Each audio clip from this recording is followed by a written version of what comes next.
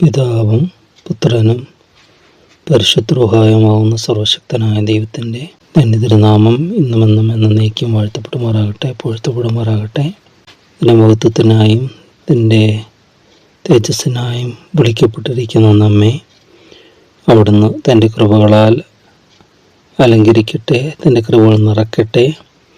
ആത്മഫലമുള്ളവരായി ദൈവസാക്ഷ്യമുള്ളവരായി ജീവിപ്പാൻ ദൈവത്തിൻ്റെ കൃപ നമ്മളെ അനുദിനം സഹായിക്കട്ടെ, വഴി നടത്തട്ടെ എന്ന് പ്രാർത്ഥിക്കുകയും ചെയ്യുന്നു. നമ്മൾ ചിന്തിക്കുന്ന സങ്കീർത്തന പുസ്തകം 109 അധ്യായത്തിലെ സങ്കീർത്തനത്തിലേക്ക് നാം കടന്നു വരുമ്പോൾ 3 പോർഷനായിട്ട് നമ്മൾ കാണുന്നു എന്ന് ചിന്തിച്ചു.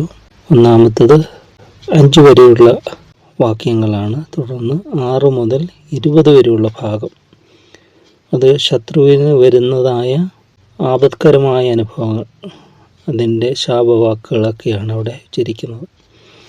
ആവർത്തന പുസ്തകത്തിൽ ദൈവം പറയുമ്പോൾ നിങ്ങളിത് കേട്ടനുസരിച്ചാൽ ഇന്നവിധ അനുഗ്രഹങ്ങൾ ഉണ്ടാകുമെന്നും നിങ്ങൾ മറുത്ത് മത്സരിച്ചാൽ ഇന്നവിധ ശാപങ്ങൾ ഉണ്ടാകുമെന്നും പറയും. 2 ഫേസസ് ആണ് ഒരു നാണയത്തിൻ്റെ 2 വശം പോലെ, ഒന്ന് അനുഗ്രഹവും ഒന്ന് ശാപവുമെന്ന്. അനുസരിച്ചാൽ അനുഗ്രഹം, മറുത്ത് മത്സരിച്ചാൽ അവിടെ ശാപമാണ് വരുന്നത്. ആ ദൈവത്തിൻ്റെ ഇപ്പോൾ നമ്മൾക്ക് പറയാം, ഒരു ലംഘനം, ഇപ്പോൾ ഒരു ട്രാഫിക് ലോ ഉണ്ട്. ട്രാഫിക് ലോ അനുസരിച്ചാൽ എന്താ, സ്മൂത്ത് ജേർണിയാണ്, സുഖകരമായ യാത്രയാണ്.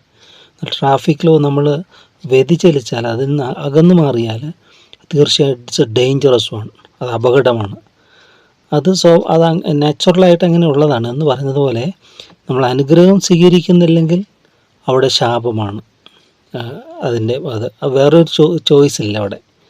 ഒന്നുകിൽ അനുഗ്രഹത്തിൻ്റെ കീഴിലായിരിക്കാം, അല്ലെങ്കിൽ ശാപത്തിൻ്റെ കീഴിലായിരിക്കും. ഒന്നുകിൽ ജീവൻ, മരണം. ഇത് രണ്ടും കർത്താവ് എപ്പോഴും വെക്കുന്ന ഇതാണ്. മോശയിൽ കൂടിയെല്ലാം പറയുന്നത് ജീവൻ്റെ വഴിയും മരണത്തിൻ്റെ വഴിയും നിങ്ങളുടെ മുമ്പിൽ വെച്ചിരിക്കുന്ന ഏത് തിരഞ്ഞെടുക്കും നിങ്ങൾ ചിന്തിച്ചു കൊള്ളുക. എന്നിട്ട് മോശ ഒരു എക്സ്ട്രാ ഇത് പറയുകയാണ്, എങ്കിലും ജീവൻ്റെ വഴി തിരഞ്ഞെടുക്കുന്നതാണ് നല്ലത് എന്നൊരു പ്രബോധനം കൂടെ അവിടെ നൽകുകയാണ്. ഇവിടെ ഈ മനുഷ്യനെ കുറിച്ച് പറയുമ്പോൾ അവൻ അത് തിരഞ്ഞെടുത്തു എന്ന് പറയുന്നത്. 109:17 ശാപം അവന് പ്രിയമായിരുന്നു, അത് അനുഭവിച്ചു. അനുഗ്രഹം അവന് അപ്രിയമായിരുന്നു, അതവനെ വിട്ടകന്നുപോയി. അവൻ വസ്ത്രം പോലെ ശാപം ധരിച്ചു, അത് വെള്ളം പോലെ അവൻ്റെ ഉള്ളിലും എണ്ണ പോലെ അവൻ്റെ അസ്ഥികളിലും ചെന്നു. അതവന് പുതയ്ക്കുന്ന വസ്ത്രം പോലെയും നിത്യം അരക്കി കെട്ടുന്ന കച്ച പോലെയും ഇരിക്കട്ടെ.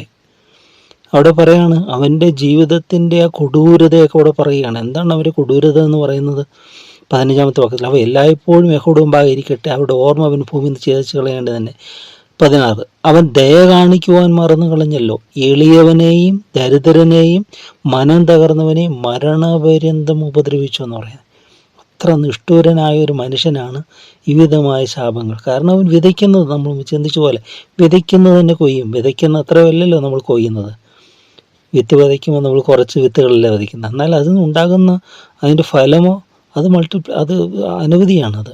അതുകൊണ്ട് അവിടെ വിതയ്ക്കുന്നത് തന്നെയല്ല, അതിൻ്റെ ഇരട്ടിയാണ് കൊയ്യുന്നത്. ഇരട്ടിയല്ല, എത്ര ഇരട്ടിയാണ് അത് കൊയ്യുന്നത്? ഓരോ വിത്തിൻ്റെ അനുസരിച്ചിരിക്കും എത്ര ഇരട്ടി കൊയ്യുന്നു എന്ന്, അല്ലേ? 30, 60, 100 മീന് ഫലം കായ്ക്കുക എന്നൊക്കെ പറയുന്ന പോലെ അത് തിന്മയ്ക്കും അങ്ങനെ തന്നെയാണ്. കാറ്റ് വിതച്ച് കൊടുങ്കാറ്റ് കൊയ്യുമെന്ന് പറയും. കാറ്റാണ് വിതച്ചത്, കൊടുങ്കാറ്റാണ് കൊയ്യുന്നത്. അതാണ് അവിടെ പറയുന്നത്. അപ്പോൾ ഇവൻ്റെ ജീവിതത്തിൽ, ഈ പറഞ്ഞിരിക്കുന്ന വ്യക്തിയുടെ ജീവിതത്തിൽ എല്ലാം നിഷ്ഠൂരതയാണ്, പൈശാചികതയാണ്, സിറ്റനിക്കിതാണ് എല്ലാം അവൻ്റെ ജീവിതത്തിൽ സംഭവിക്കുന്നത്. അതുകൊണ്ട് അവനത് പ്രിയമായിരുന്നു. ദുഷ്ടതയിൽ പ്രസാദിക്കുന്ന ദൈവമല്ല, പക്ഷെ ദുഷ്ടതയിൽ ആറാടുന്ന മനുഷ്യരുണ്ട്. അവർക്ക് ദുഷ്ടതയാണ് ഇഷ്ടം, അവർക്ക് തിന്മയാണ് ഇഷ്ടം. കയ്പിന് മധുരമെന്നും മധുരത്തെ കയ്പെന്നും വെളിച്ചത്തെ ഇരുട്ടെന്നും ഇരുട്ടിന് വെളിച്ചമെന്നും പറയുന്ന എല്ലാം ആൻറ്റി ഇതായിരിക്കും, എതിരായിരിക്കും അവരുടെ ജീവിതത്തിലെല്ലാം. നോർമലായി കാണുന്നതിനെല്ലാം അവരെതിരായിട്ട് കാണും. എവിടെയും എതിർക്കുവാനും പ്രശ്നം ഉണ്ടാക്കുക, സമാധാനം ഉണ്ടാക്കുന്നവർ ദൈവത്തിൻ്റെ പുത്രന്മാരെന്ന് വിളിക്കപ്പെടുമെങ്കിൽ ഇവർ സമാധാനം ഭഞ്ജിക്കുന്നവരാണ്, സമാധാനം തകർക്കുന്നവരാണ്. അവിടെ പറയാണ് 20-ാമത്തെ വാക്യം, ഇത് എൻ്റെ എതിരാളികൾക്കും എനിക്ക് വിരോധമായ ദോഷം പറയുന്നവർക്ക് യഹോവ കൊടുക്കുന്ന പ്രതിഫലമാകുന്നു. അതുകൊണ്ട് ഇവിടെ പറഞ്ഞിരിക്കുന്നതെല്ലാം ദൈവത്തിന് എഗെയിൻസ്റ്റായിട്ട് ജീവിക്കുന്നവർക്ക്, അതായത് ദൈവത്തിനും ദൈവഭൃത്യന്മാർക്കും. ഞാൻ അയച്ചവനെ കൈക്കൊള്ളുന്നു, പിന്നെ എന്നെ കൈക്കൊള്ളുന്നു എന്ന് കർത്താവ് പറഞ്ഞത്. കർത്താവ് ഒരാളെ അയച്ചാൽ അയക്കുന്നവനെ കൈക്കൊള്ളുന്നു, അയച്ച ആളെയാണ് കൈക്കൊള്ളുന്നത്.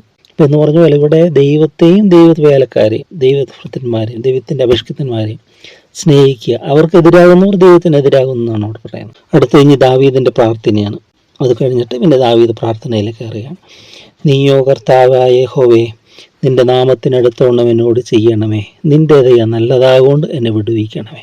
ദാവീദ് തൻ്റെ കാര്യം ദൈവസന്നിധിയിൽ അർപ്പിക്കുകയാണ്. നീയോ കർത്താവായ യഹോവേ, നിന്റെ നാമത്തിനടുത്തോണം എന്നോട് ചെയ്യണമേ, നിന്റെ ദയ നല്ലതാകൊണ്ട് എന്നെ വിടുവിക്കണമേ. ദൈവത്തിൻ്റെ ദയയിൽ, ദൈവത്തിൻ്റെ നാമത്തിലെല്ലാം ആശ്രയിക്കുക.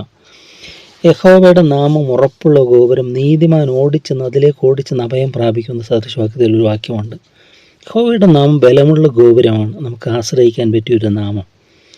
നമ്മൾ ചിന്തിക്കും, ഇപ്പോൾ ഈ സ്കൂളിലൊക്കെ പഠിക്കുമ്പോൾ കേട്ടിട്ടുണ്ട്, ഞങ്ങളുടെ ലൈഫിൽ മിക്കവാറൊക്കെ ഇത് ഇന്നത്തെയൊക്കെ ഇതിൻ്റെ കാലഘട്ടമൊക്കെ ഇങ്ങനെ അറിയില്ല.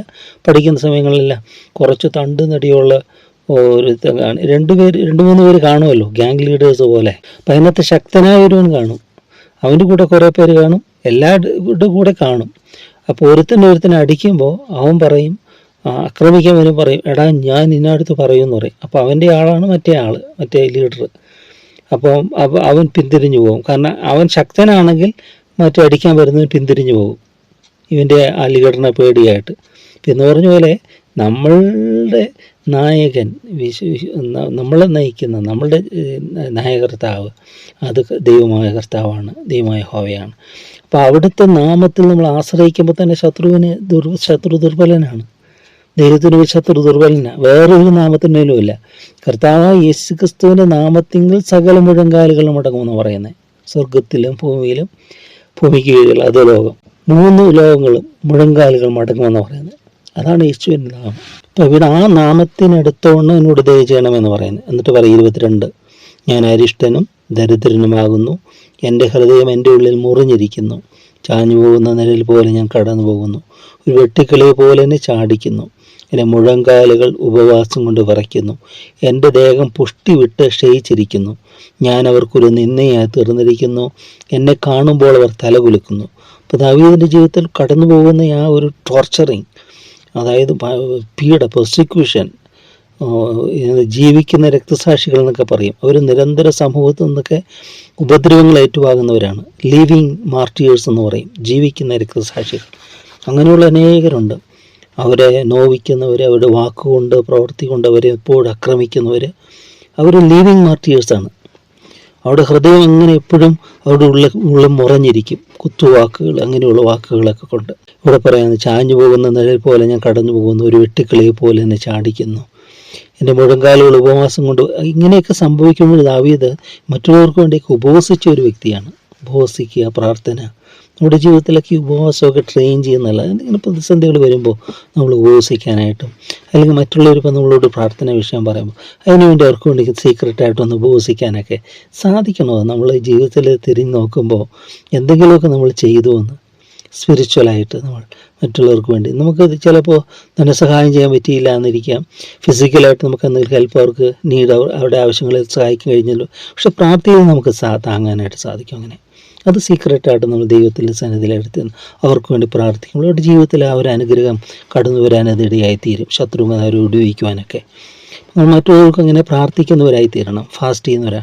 ആഴ്ചയിൽ സാധാരണ പരീക്ഷന്മാരൊക്കെ 2 വട്ടം ഉപവസിക്കും. നിങ്ങൾ അവരുടെ നീതിയെങ്കിലും കവിയണമെന്നാണ് പറയുന്നത്. ഇപ്പോൾ നമ്മുടെ ജീവിതത്തിൽ അതൊക്കെ പരിശീലിക്കുന്ന നല്ലതാണ്. Practice it in our life. നമ്മുടെ ജീവിതത്തിൽ അത് പരിശീലിക്കണം. അത് വിശന്നിരിപ്പാനും തൃപ്തനായിരിക്കാനും എല്ലാം ഞാൻ ശീലിച്ചിരിക്കുന്നു എന്ന് പൗലോസ് പറയുന്നുണ്ട്. അപ്പോൾ നമ്മുടെ ജീവിതത്തിൽ ഒരു നേരമാകട്ടെ 2 നേരമാകട്ടെ എപ്പോഴും ഏതെങ്കിലും കാര്യങ്ങൾ വരുമ്പോൾ വെറുതെ അല്ല, ഒരു ലക്ഷ്യത്തോടു കൂടി ദൈവത്തോട് അന്നേ ദിവസം സൈലൻറ്റ് കൂടുതൽ എന്തെങ്കിലും തിരുവാനും വായിക്കുവാനോ അങ്ങനെയൊക്കെ ശ്രദ്ധയോടൊക്കെ അത് നല്ലതാണ്. നല്ലൊരു ഇതാണ്. ദൈവം നടത്തുമ്പോൾ അത് പ്രകാരം നമ്മൾ നടക്കുവാനായിട്ട് സാധിക്കട്ടെ. ഇവിടെ പറയാം, എൻ്റെ മുഴങ്കാലുകൾ ഉപവാസം കൊണ്ട് പറിക്കുന്ന എൻ്റെ ദേഹം പുഷ്ടി വിട്ട് ക്ഷയിച്ചിരിക്കുന്നു. ക്ഷീണാവസ്ഥയൊക്കെ പറയുകയാണ്. ഞാൻ അവർക്ക് നിന്ദയായി തീർന്നിരിക്കുന്നു, എന്നെ കാണുമ്പോൾ അവർ തലകുലുക്കുന്നു. ദാവീദ് ഇപ്പോൾ അവർക്കൊരു നിന്ദയാണ്, ഒരു പരിഹാസ വിഷയമായിട്ട് മാറിയിരിക്കുക. എന്നിട്ട് പറയണം, എൻ്റെ ദൈവമായ യഹോവേ എന്നെ സഹായിക്കണമേ, നിൻ്റെ ദയയ്ക്ക് തക്കവണ്ണം എന്നെ രക്ഷിക്കണമേ. ദാവീദ് ദൈവത്തിൽ സമ്പൂർണ്ണമായി ഡിപ്പെൻഡാണ്.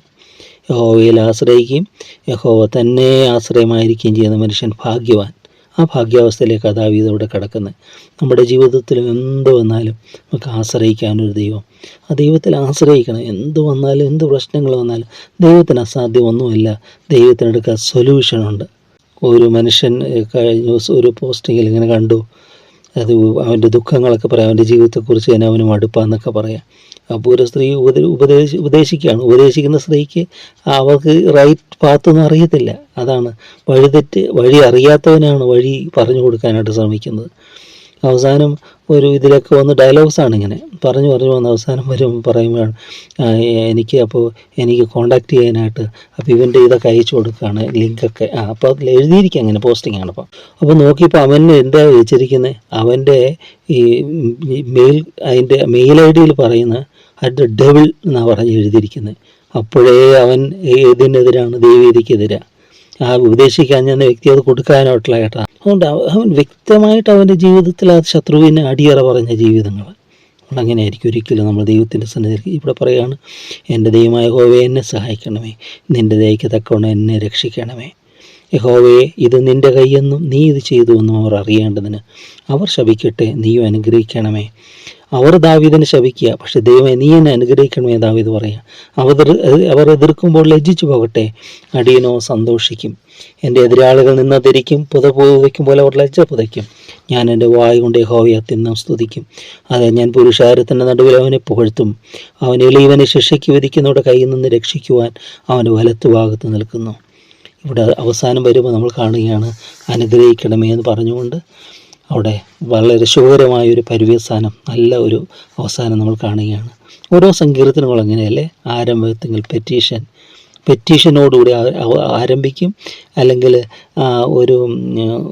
അത് അവസാനം പ്രൈസിങ്ങിനോടുകൂടി ദൈവത്തെ സ്തുതിച്ചുകൊണ്ടാണ് എല്ലാം അവസാനിപ്പിക്കുന്നത്, അല്ലെങ്കിൽ പ്രത്യാശയോടുകൂടി ആ ഒരു ഹോപ്പോടുകൂടിയൊക്കെ അവസാനിപ്പിക്കുന്നത്. ഇവിടെ നമ്മൾ കാണും, ഞാൻ എൻ്റെ വായ കൊണ്ട് യഹോവയെ അത്യന്തം സ്തുതിക്കും. അതെ, ഞാൻ പുരുഷാരത്തിൻ്റെ നടുവിൽ അവനെ പുകഴ്ത്തും. ദൈവത്തിന് മൗനമായിരിക്കുന്നില്ല ദാവീദ്, പിന്നെയും ദൈവത്തെ സാക്ഷിക്കുക. അവൻ എളിയവനെ ശിക്ഷയ്ക്ക് വിധിക്കുന്നവരുടെ കയ്യിൽ നിന്ന് രക്ഷിക്കുവാൻ എളിയവൻ്റെ വലത്തുഭാഗത്ത് ദൈവം നിൽക്കുന്നുവെന്ന്. അവന് ശിക്ഷയ്ക്ക് വിധിക്കുന്നവൻ്റെ കയ്യിൽ നിന്ന് അവനെ രക്ഷിക്കുവാൻ.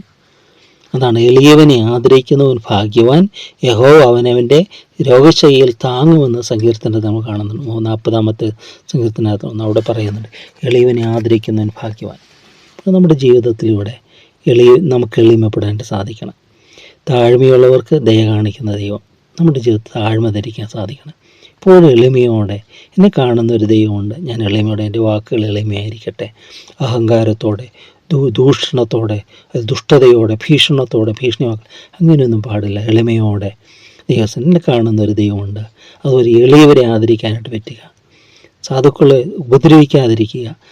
നമുക്ക് നമ്മളെക്കാൾ ഇൻ്റലക്ച്വലായിട്ട് ചിലപ്പോൾ ബുദ്ധി കുറഞ്ഞ വ്യക്തികളെ അവരെ പരിഹസിക്കാതിരിക്കുക, അവരെ മുറിപ്പെടുത്താതിരിക്കുക, അവരെ ദ്വേഷവാക്കുകളവരോട് പറയാതിരിക്കുക. ഇങ്ങനെയെല്ലാം നമ്മൾ കാണുകയാണ്. അപ്പോൾ നമ്മൾ ചിന്തിക്കുക, തീർച്ചയായിട്ടും ദൈവ അനുഗ്രഹത്തിൻ്റെ ദാതാവാണ്, അനുഗ്രഹദാതാവാണ്. 1000 തലമുറ വരെ ദൈവ അനുഗ്രഹം, 7 തലമുറ വരെ ശാപം പിന്തുടരുമെന്ന് പറയുമ്പോൾ ദൈവത്തിൻ്റെ അനുഗ്രഹം 1000 തലമുറ വരെയാണ്. അത് അനുഗ്രഹിക്കാൻ ദൈവത്തിന് ധൃതിയാണ്. അവൻ കോപത്തിന് താമസമുള്ളവനാണ്. നമുക്ക് ദൈവത്തിൻ്റെ കൃപയിൽ ആശ്രയിക്കാം. സ്നേഹം നിറഞ്ഞ ദൈവമേ, നന്ദിയോടെ ഞങ്ങൾ നിന്നെ സ്തുതിക്കുന്നു. തന്നെ ക്രൂശിച്ചവർക്ക് വേണ്ടി പിതാവേ ഇവർ ചെയ്യുന്ന അറിയാഴിൽ ഇവരോട് ക്ഷമിക്കണമേ എന്ന് പ്രാർത്ഥിച്ച ആ മഹാസ്നേഹത്തിന് മുമ്പിൽ ആ ക്ഷമിക്കുമേ ഞങ്ങളെ തന്നെ അർപ്പണം ചെയ്യുന്നു. ഞങ്ങളുടെ ജീവിതത്തിൽ അവിടുത്തെ ദീർഘക്ഷമയും ദയയുമെല്ലാം ഞങ്ങളെ അണിയിക്കണമേ എന്ന് ഞങ്ങളോട് പ്രാർത്ഥിക്കുന്നു. കർത്താവേ, വഴിതെറ്റിപ്പോകുന്നവരോടും ബുദ്ധിഹീനരോടും എല്ലാം അവിടുന്ന് അലിവ് കാണിക്കുന്ന ദൈവമാണ്. എന്നാൽ അവരതിനെ തള്ളിക്കളയുമ്പോഴാണ് അവർക്ക് നാശം വരെ നിങ്ങൾ തിരിച്ചറിയുന്നു. ഒരിക്കലും നിൻ്റെ കൃപകളെ തള്ളിക്കളയാൻ ഇടയാകാതെ കൊണ്ടും എല്ലാവരും ഇവിടുന്ന് അനുഗ്രഹിക്കണമേ. ദുഷ്ടൻ്റെ മരണത്തിൽ എനിക്ക് ലേശം പോലും താല്പര്യമില്ല എന്നുള്ള ദിവ്യ സ്നേഹം ഓരോരുത്തരും മനസ്സിലാക്കുവാൻ ക്രൂശിൻ്റെ ദർശനം എല്ലാവർക്കും ലഭിക്കണമേ ഞങ്ങൾ തിരുസന്നിധിയിൽ യാചിക്കുന്നു. തന്നെല്ലാ കൃപകൾക്കായി സ്തുതി. ഞങ്ങളെ മുറ്റും മുഴുവനായി നിന്റെ കരങ്ങളേക്ക് അർപ്പണം ചെയ്യുന്നു. ആത്മശരീരമേ ഞങ്ങളെ സംരക്ഷിക്കണം. രക്ത താല്പര്യമാണ് മഹത്തോടെ നിന്ന് മാത്രം എടുക്കണം. പിതാവിന് പുത്രനും പരിശുദ്ധ നാമത്തിനായി തന്നെ. ആമേൻ. ദൈവം തന്ന സ്നേഹം എൻ ജീവിതമാകെ മാറ്റി. കാൽവരി ക്രൂശിലെ സ്നേഹം, സ്വന്തം പുത്രനെ നൽകിയ സ്നേഹം, ആ സ്നേഹം തന്നൊരു മോചനം സ്വന്ത ജീവൻ നൽകിയ യേശുവേ. ജീവിപ്പിക്കുന്നതും ജീവനേകുന്നതും സമൃദ്ധമാം ജീവനും നീയല്ലോ.